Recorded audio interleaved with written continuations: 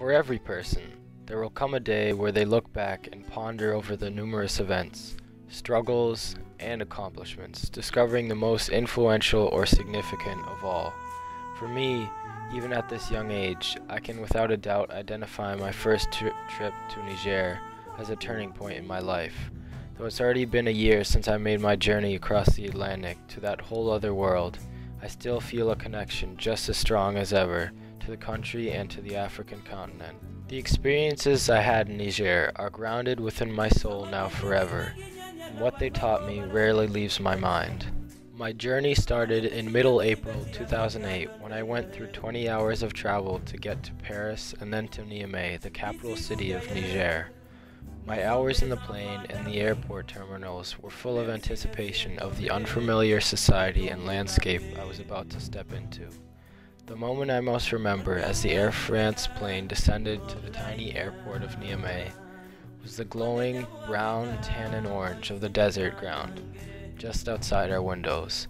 When I finally stepped out of the plane at our destination, I got to know Niger by the first touch of its suffocating 115-degree heat. The next week's climate would be no different. The next 9 days of my life became an indescribable interaction with a civilization so different than the Western world I'm used to. From the oasis of the Hotel Gaiway, standing tremendous against the background of the Niger River and its green, to the thousands of Nigerians and African immigrants from all around the region crowding the expansive markets, my eyes and camera captured it all. Compared to my experience with seemingly clean and civilized European society, walking through the streets of Niamey and Torodi, and their many packed markets with stands of every kind, was exotic, an incredible new experience.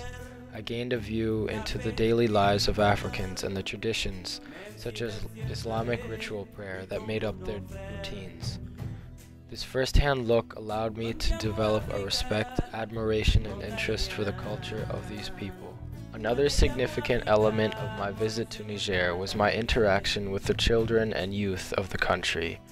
Whether it was on the streets in the bustling capital city, the market of Torodi, or out in the rural villages on the flat, barren landscape of the Sahel.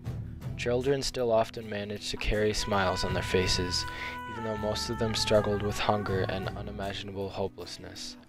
Their reliance and courage in the face of adversity and a lack of simple human needs influenced me to change my attitude and be thankful for the many privileges I take for granted at home in the United States. And in a similar way, what I lived through and saw around me affected the values I'm developing as a young adult. Without the whole experience, I would not be who I am today. Memory of all Niger's beauties, the times playing soccer and laughing with the Fulani kids, and the culture and language I absorbed will never slip from my mind.